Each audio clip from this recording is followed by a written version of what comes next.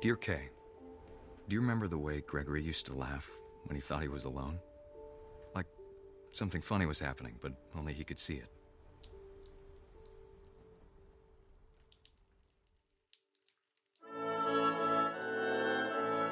I think he saw things the rest of us don't.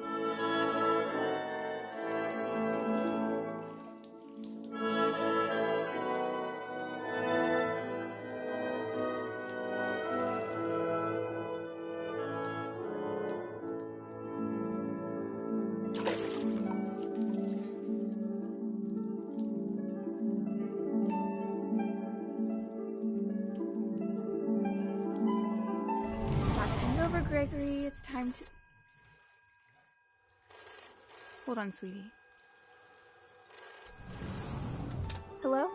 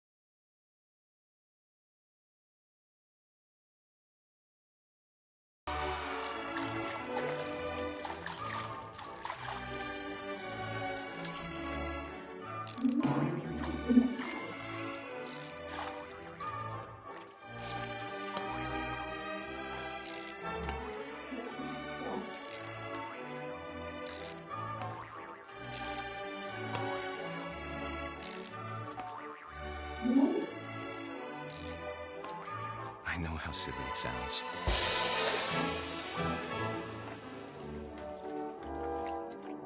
That I worried about a baby being too happy.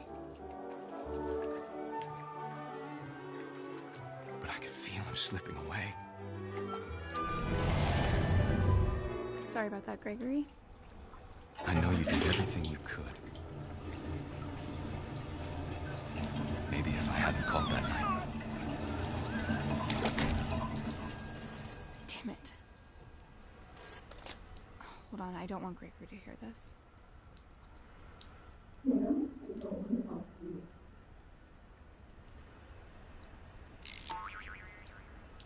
I wish he could have told us.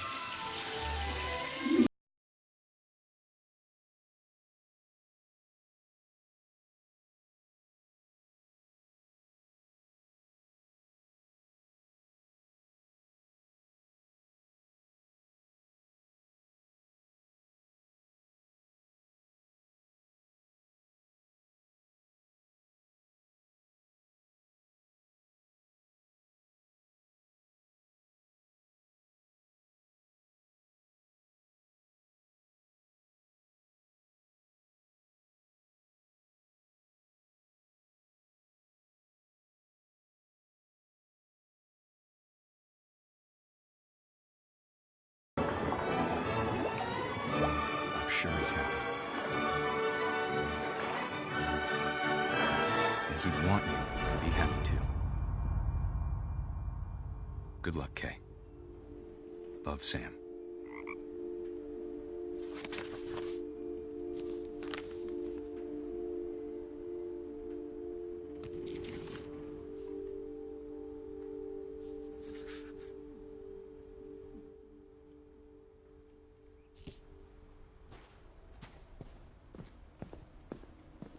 I can't imagine my mom ever writing poetry, and yet... A poem for Gus, who always said the wedding was a bad idea. Our father never hit us kids, at least not very hard, before the day my brother said with teenage disregard that he'd be dead before he'd see a wedding in our yard.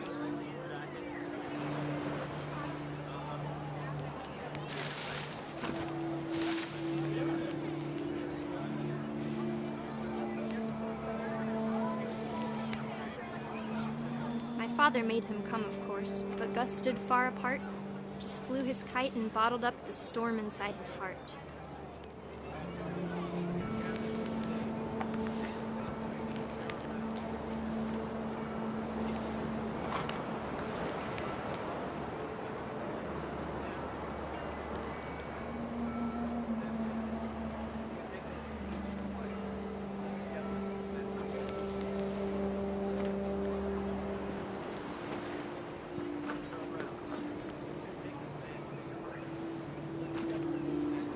I tried to talk him out of it, but though he'd never met her, we don't need a stepmom were the words that I now remember. pronounce you husband and wife.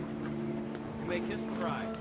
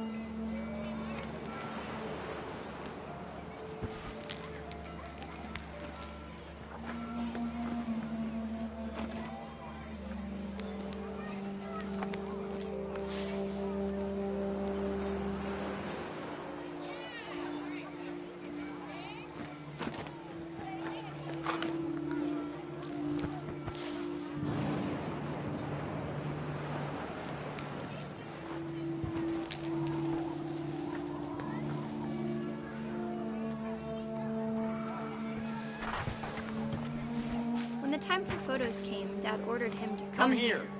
But Gus declined and as a sign held up his middle finger.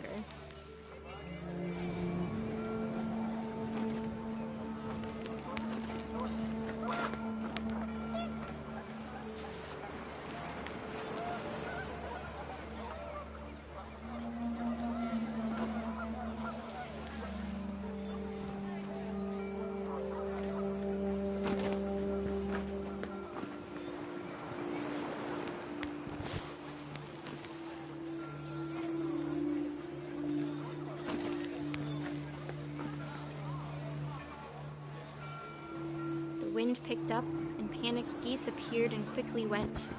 But all the humans did that day was go inside the tent.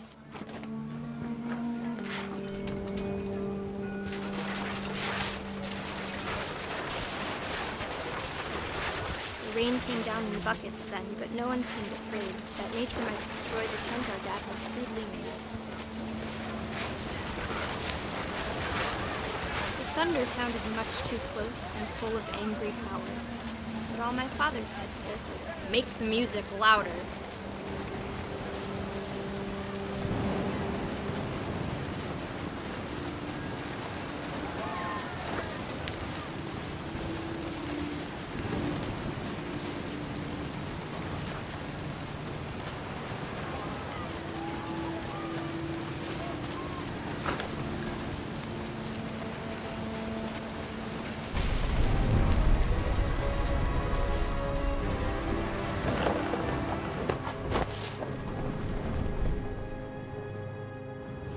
I wish that I could truly say I thought about you on that day. Out there on the beach alone, just you, the wind, the sea, and foam. But I didn't, until we found you.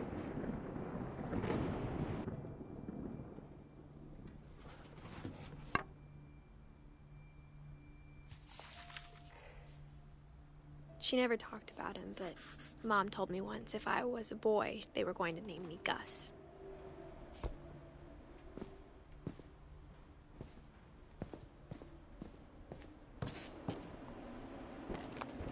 My mom moved up to the loft after her brothers died.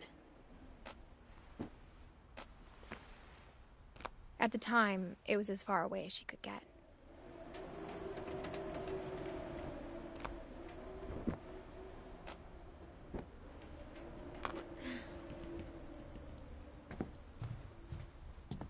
She spent a summer building houses in Calcutta, where she met my dad, Sanjay.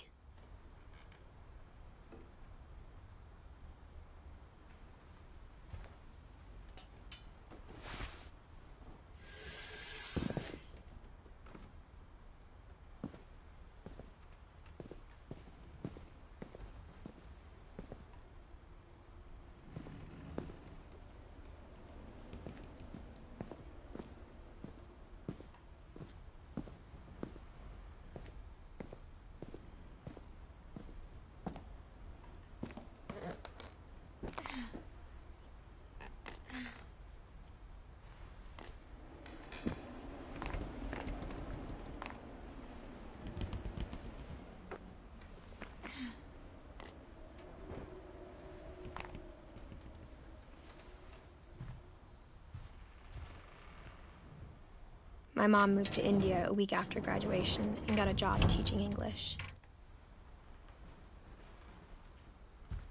Louis was born a year later.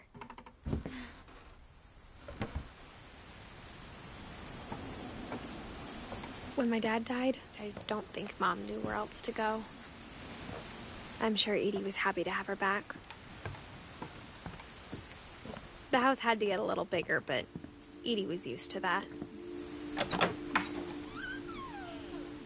And for a while, things were good. Almost normal, but it didn't last.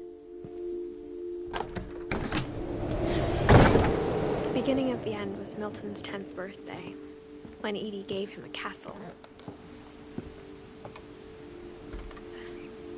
After Milton disappeared, the only thing he left behind was a room full of paintings.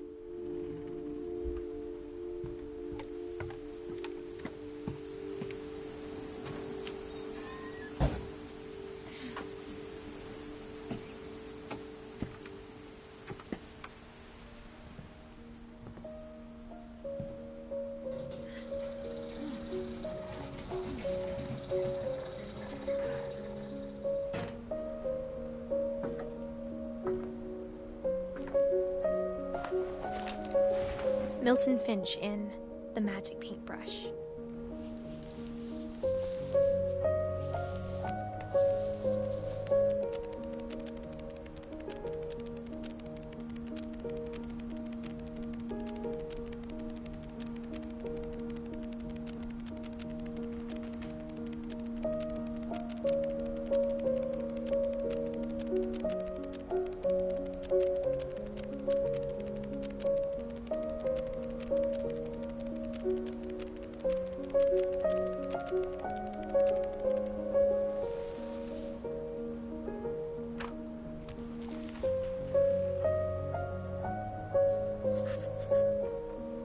before when Milton disappeared.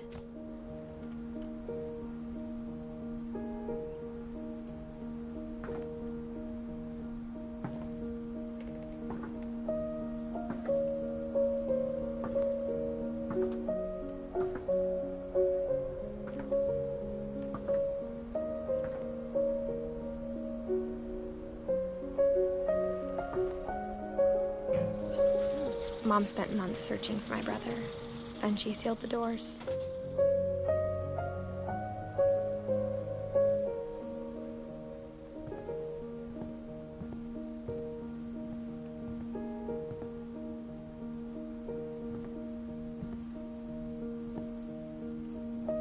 Whatever Milton had found in the house, Mom didn't want it getting out.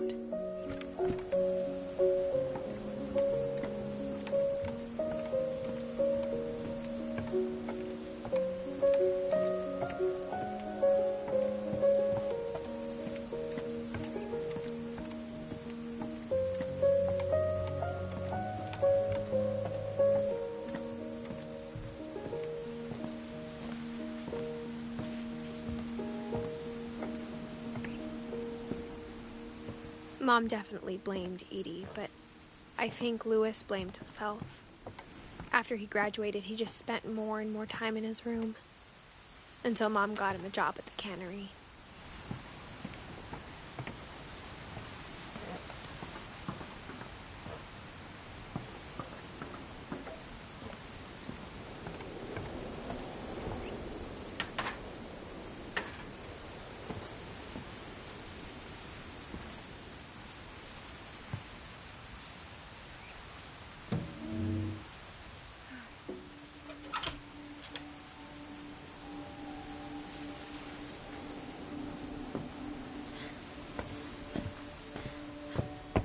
Louis's room smelled very, very familiar.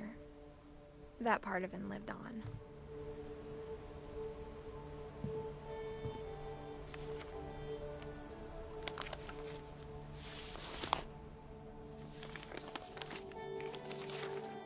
Dear Mrs. Finch, as Louis's psychiatrist, I can understand your desire for an explanation. As I see it, the trouble began in January, shortly after we convinced your son to seek treatment for substance abuse. Newly sober, I believe Louis first noticed the monotony of his daily life.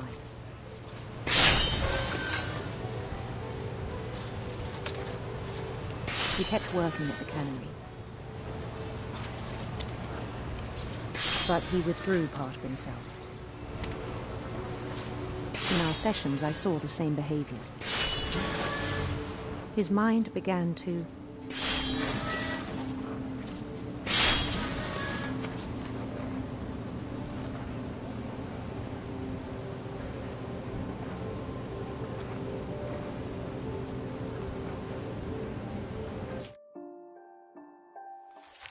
wander. I asked him to describe it.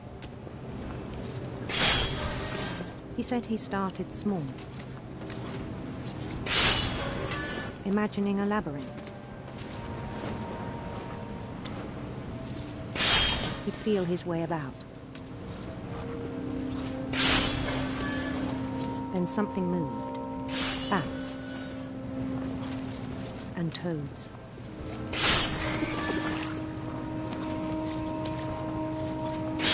And things that have not names. He knew it was all in his head. But he took it very seriously. I had hoped he'd find himself.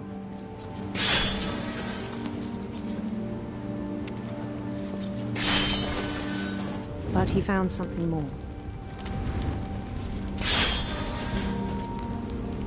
I worried about him then. Daydreaming at the cannery. I spoke with his boss. But he said Louis had become a model employee. Methodical, tireless, focused. Like a whole new Louis. So I let him go on.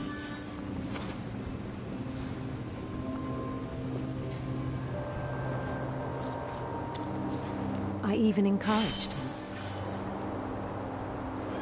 It seemed very promising at first. He told me he'd made a new friend.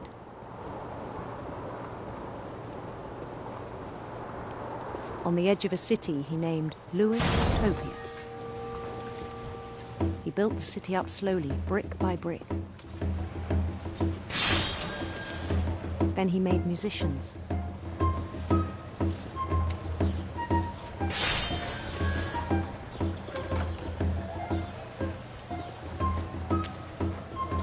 And songs for them to play. He talked about starting a band. And he was always humming something. Every day his imagination grew stronger.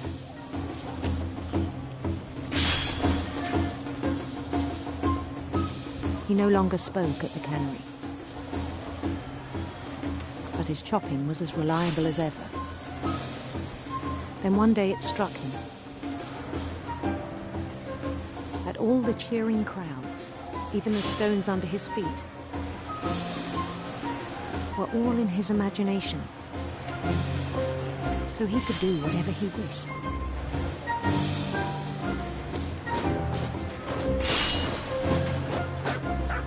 He held an election for mayor. And he won.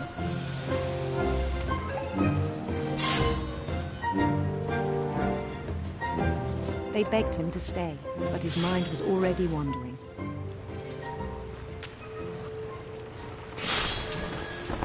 It became a game for him.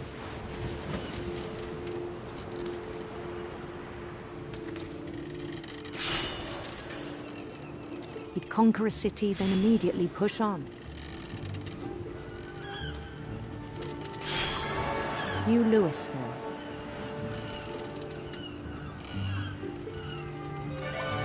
St. Louis. He started drifting away from our reality.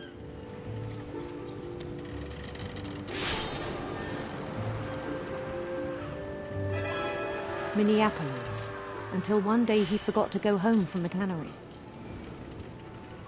Even as his mother pleaded with him, part of Louis kept sailing on.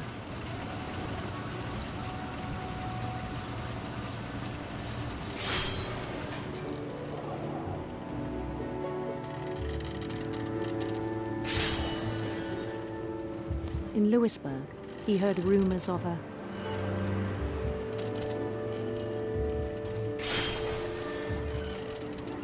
handsome queen.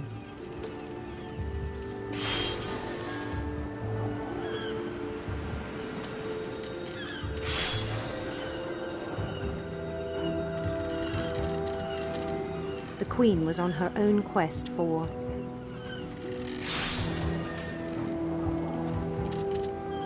radiant rainbows.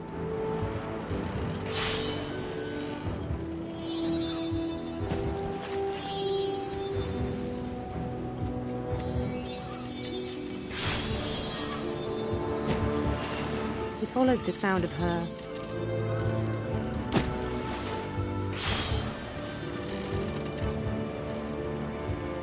silver harp.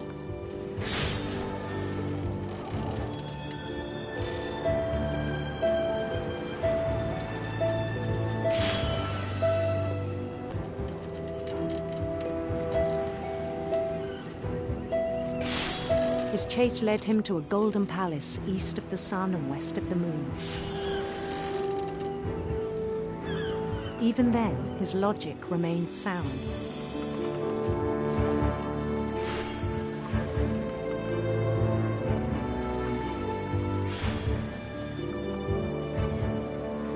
He knew the world was all in his imagination.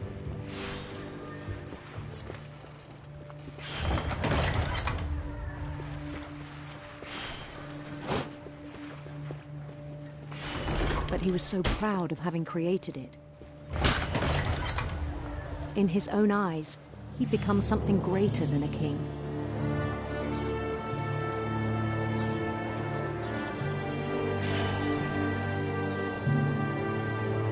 someone who'd never known success in the real world, I think it was overwhelming. And then it struck him that the real Lewis was not the one chopping salmon, but the one climbing the steps of a golden palace.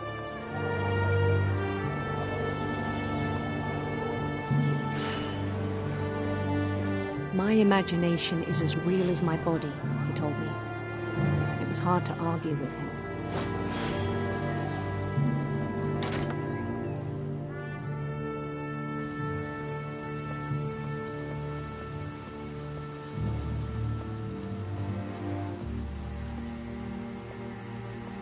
We began to forget the world we know.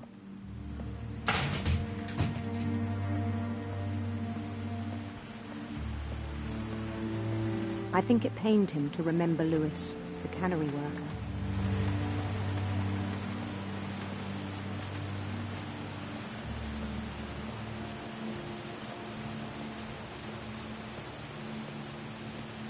He began to despise the man with a royal contempt.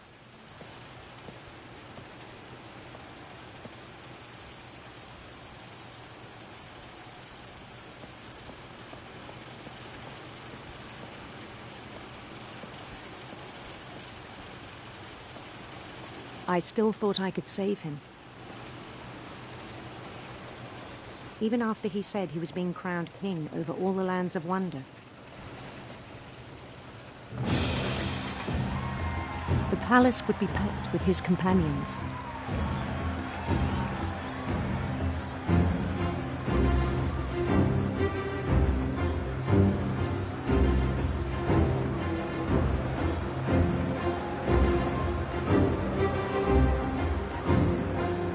Including the wise Calico who'd insisted on inviting him.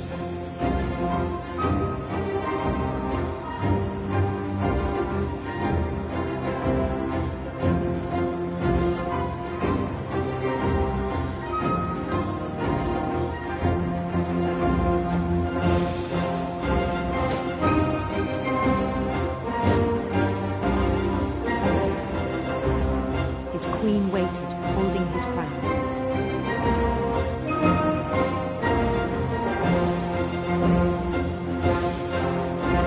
There was only one thing left to do.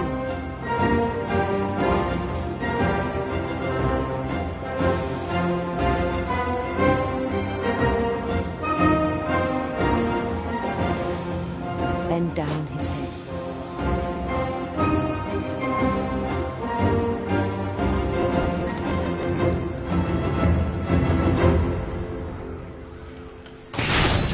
And the rest I think you know. Mrs. Finch, your son was a kind man who will be missed by all of us who knew him.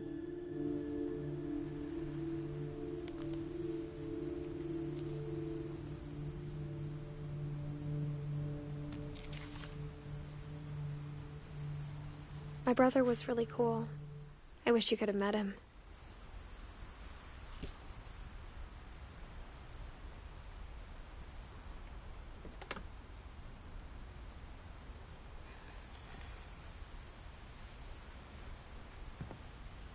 Lewis and I spent a lot of time playing games together, but he was surprisingly bad at them. He died a lot.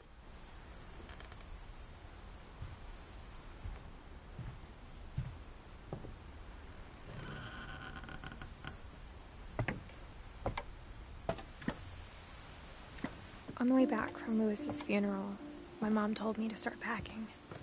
She waited until the day before we left to tell Edie. I'm not sure if she wanted to make it easier or harder.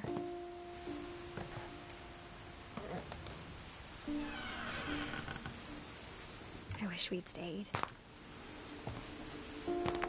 But I understand why we left.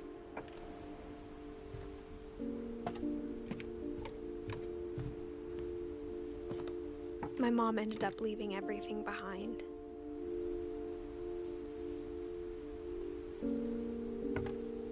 What happened that night had been coming for a long time. Maybe it should have come sooner.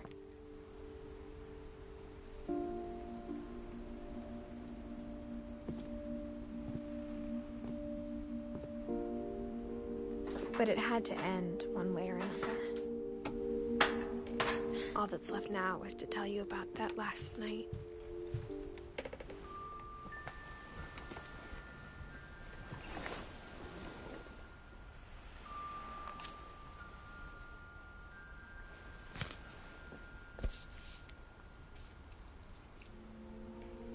That whole last day, Edie just watched us pack and didn't say a word.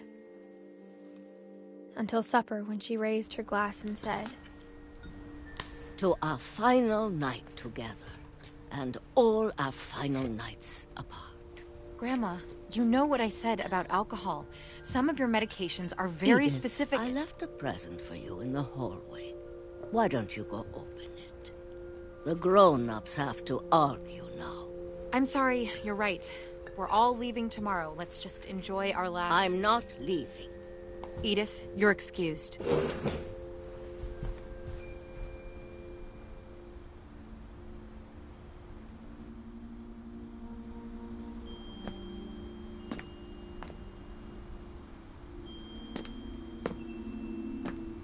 The power had been shut off that morning, but Edie always had plenty of candles. When my mom sealed the library, I don't think she knew about the other entrance. Or that Edie had a key to it.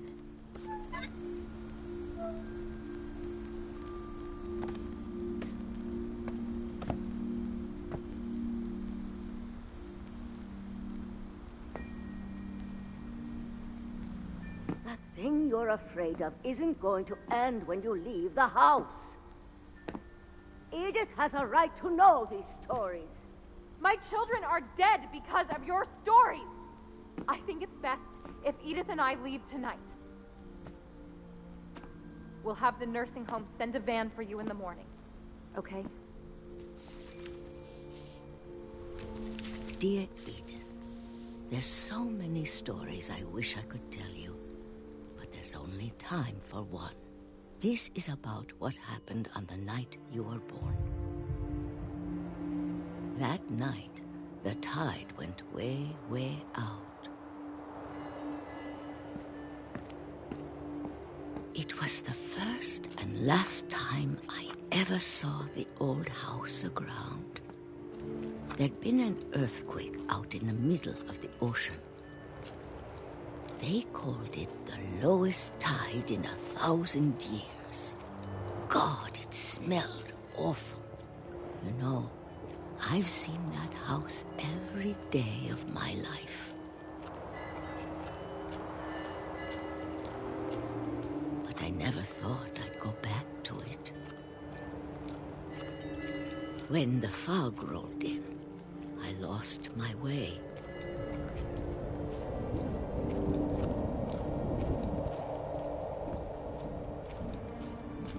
I got turned around.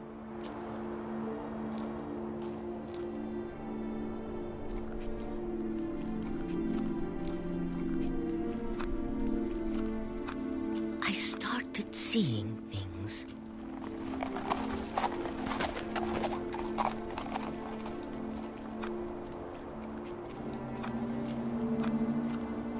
Things I'd forgotten had ever existed.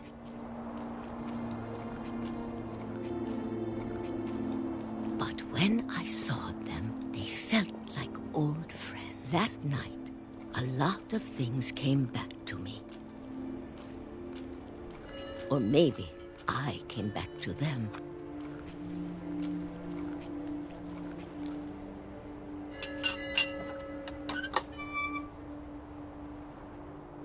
Things I can't explain, but that I need you to try and... Edith, what are you doing in here? It's mine! Edith! Mom, you're gonna rip it! Let go! I kicked and screamed, but Mom dragged me to the car. I never saw Great-Grandma Edie again. The next morning, the van came to pick her up, but she was already gone. After that, we moved around a lot.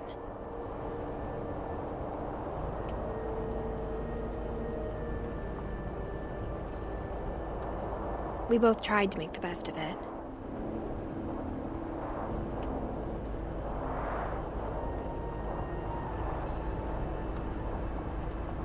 A few years went by.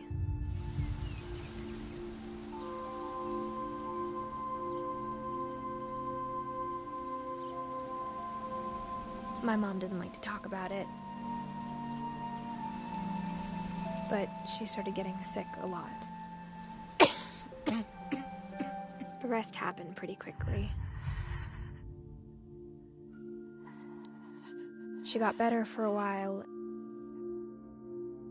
and then she didn't.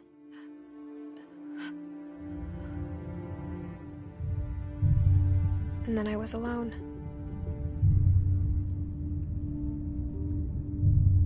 The last Finch left alive.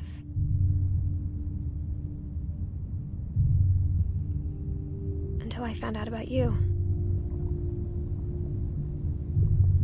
I'm still not sure what to tell you about all this. If we lived forever, maybe we'd have time to understand things.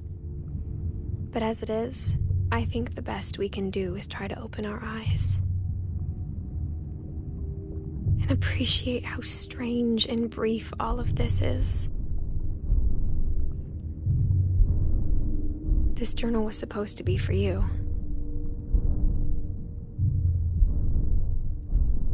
But now I hope you'll never see it. I just want to meet you and tell you all these stories myself. But I guess if you're reading this now, things didn't work out that way.